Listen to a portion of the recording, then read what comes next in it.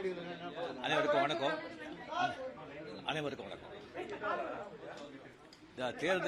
தேர்தல் முடிவுகள் வந்த பிறகு என்னை பற்றி ஒரு 2-3 விமர்சனங்கள் சோசியல் மீடியாவில், அரசியல் உலகத்தில் பரவலாக பரவிக்கிட்டு இருக்கு.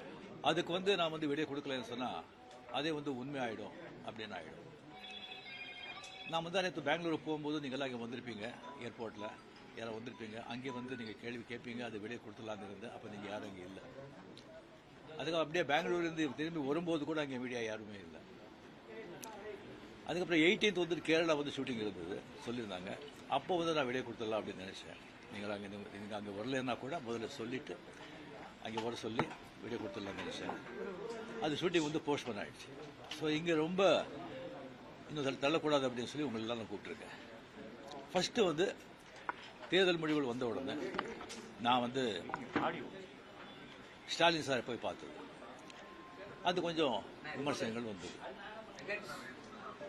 ஸ்டாலின் சார் அவர்களே என்னுடைய 38-40 ஆண்டு நண்பர். எங்களுடைய நட்பு கொள்கைகள் அரசியலுக்கு அப்பாற்பட்டது. ஜனநாயகத்தில் தோல்வி வெற்றி சகஜம். இருந்தாலும் ஸ்டாலின் அவர்கள் அந்த கொடுத்தூரில் தோத்தது எனக்கு கொஞ்சம் சங்கடமாக இருந்தது. அதுக்காக ஒரு நண்பனுங்கிற முறையில், நட்பு முறையில் அவரை போய் நான் பார்த்தேன். அதுக்கு நான் எங்கள் விஜய் சிஎம் ஆகக்கூடாது, பவர் வரக்கூடாது, அதை தடுக்கிறதுக்கு ரஜினி அங்கே போயிருக்காங்க. வேறு ஏதோ 2 பெரிய பார்ட்டியை சேர்க்கணும்னு சொல்லி பேசுகிறாங்க அப்படின்னு சொல்லி விமர்சனங்கள் வெளியே வருது. அந்த சூழ்நிலையில் நான் அதெல்லாம் பேச முடியும். அப்படி பேசுகிற ஒரு தரங்கெட்ட ஆள் ரஜினிகாந்த் இல்லை. அது தெளிவுபடுத்துகிறேன். ரெண்டாவது நான் அவர் வாழ்த்து சொல்லலை. ஏர்போர்ட் போகும்போது வாழ்த்து சொல்லலை.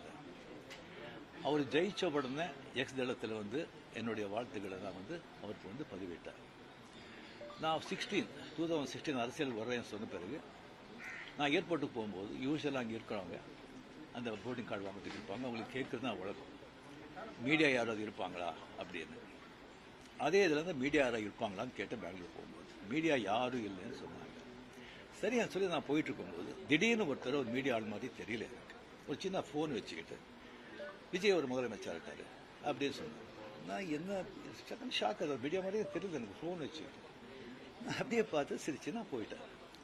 அதுக்கு வாழ்த்துக்கள் சொல்லலை அப்படின்னு சொல்லி அதுக்கு ஒரு விமர்சனம். இன்னொன்று விஜய் மேலே எனக்கு பொறாமை அப்படின்னு. நான் அரசியல் இல்லை, அரசியல் நான் இல்லைன்னு சொல்லி விலகி ஆச்சு. அரசியல் தான் இல்லாத போது அவர் மேலே எனக்கு ஏன் பொறாமை? ஒருவேளை கமல்ஹாசன் ஏதாவது முதலமைச்சர் தான் எனக்கு பொறாமை வந்திருக்குமோ என்னமோ தெரியாது. அப்போ கூட வந்திருக்காது. கிடைக்காது கிடைக்காம இருக்காது, கிடைக்காம இருக்கிறது கிடைக்காது. ஸோ இன்னொன்று எனக்கும் விஜய்க்கு எனக்கும் விஜய்க்கு ஒரு ஜெனரேஷன் கேப், கிட்டத்தட்ட 25 years டிஃப்ரென்ஸ். நான் முதலையே சொல்லியிருக்கேன். நான் விஜயை நான் இதை கம்பேர் பண்ணிக்கிட்டா அது எனக்கு நல்லது இல்லை, கெட்ட பேர். விஜய் என்னை பற்றி கம்பேர் பண்ணிட்டா அவருக்கு நல்லது இல்லை. சின்ன வயசுலேருந்து அவர் பார்த்துட்டு இருக்காரு. அவர் சிஎம் ஆனதில் எனக்கு என்ன போகிறாங்க? அது இவ்வளோ சின்ன வயசுல 52 வயசுல எம்ஜிஆர் என்டிஆர் சாதனை பண்ணுறதை விட அதை விட ஜாஸ்தி. கம்ப்ளீட்டாக சென்டர் பிஜேபி எவ்வளோ பெரிய பவர்ஃபுல் சென்டர். இங்கே 2 பெரிய கட்சிகளை எதிர்த்து தனி ஆளை ஜெயிச்சிருக்காங்க. அது நம்ம சினிமா இண்டஸ்ட்ரியில இருந்து. எனக்கு அது பொறாமை இல்லை, ஒரு ஆச்சரியம் கலந்த ஒரு சந்தோஷம்.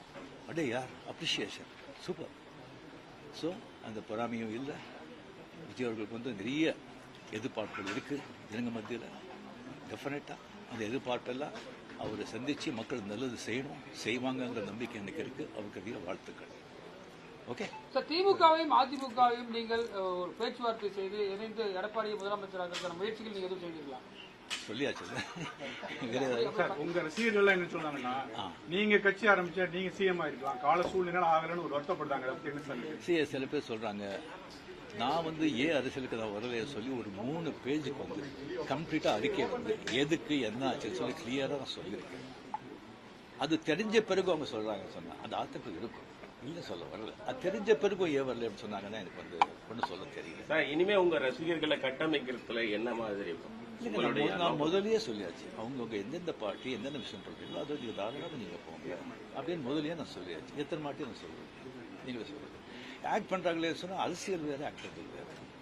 ஆக்டிங் சொன்னால் ஹெல்த் வந்து எப்போ இதாவது நாங்கள் ஆக்ட் பண்ணலாம் நீங்கள் வரலாம் அப்படியே அதை பாதித்த கூட ஒரு பொலிட்டிக்கல் பாதிக்கலாம். அரசியல் விமர்சனம் பெரிய ரெஸ்பான்சிபிலிட்டி, கோடி மக்கள், அவ்வளோ ஈஸி இல்லை. இப்போ நேற்று கமல் சார் வந்து சந்திச்சு 6 கோரிக்கை விட்டுருக்காரு திரையுலகத்தை பத்தி. நீங்க வந்து சிஎம் சந்திச்சு திரையுலகம் பத்தின கோரிக்கைகள் ஏதாவது முன்வைக்கிறதுக்கு ஐடியா இருக்கா? இல்லைங்க, இப்போ வந்து சினிமா இண்டஸ்ட்ரியிலேருந்து நடிகர் சினிமா போயாச்சு, ப்ரொடியூசர் கவுன்சில் பார்க்க போகிறாங்க, கமலும் போயாச்சு.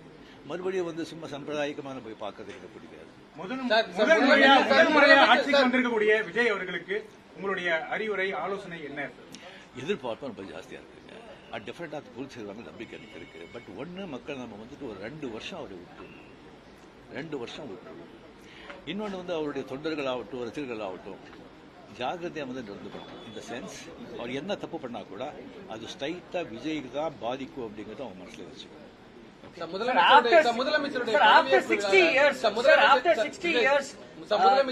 நான்-திராவிடியன் பார்ட்டி வந்திருக்காங்க, ஒரு திராவிட கட்சி இல்லாத ஒரு கட்சி வந்து தமிழகத்தை ஆளுறாங்க. இது என்ன மாதிரியான இம்பாக்ட் கிரியேட் பண்ணணும்? சரிங்க, ஒரு 60 ஆண்டுகள் பார்த்துட்டாங்க, ஒரு மாற்றம் தேவை. அந்த மாற்றத்துக்கு கரெக்டாக வந்து விஜயம் வந்தாங்க. அது வரும்போது கம்ப்ளீட்டாக சினிமா புகழ் 100% சினிமா புகழ் வந்து அவ்வளோ வந்து ஒரு கை கொடுத்துருக்கு. இளைஞர்கள், லேடிஸு அண்ட் சோசியல் மீடியா, அது நல்ல ஒரு காரணம். ஓகே, ஏற்கனவே முதலமைச்சருடைய பதவியேற்பு விழால நீங்க சிறப்பு விருந்தினராக கலந்துக்கிறீங்க. விஜய் பதவியேற்கும் போது உங்களுக்கு அழைப்பு வந்துச்சா? நீங்க கலந்து கொள்ளாத போது அது ஒரு சமூக வலைதளங்களில் சில கருத்துக்களை முன் வச்சிருந்தாங்க.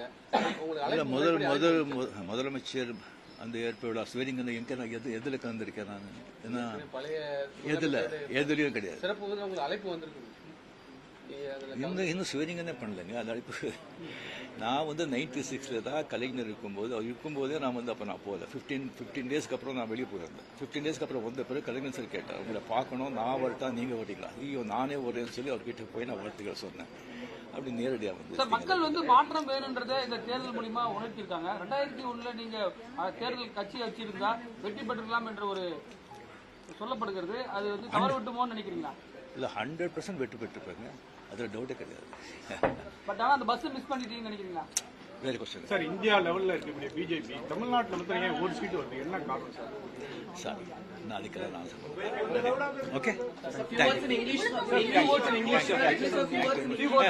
hardly congratulations to Vijay. Definitely a lot of expectation is there from people. Definitely, I hope, I wish he will fulfill that. Thank you.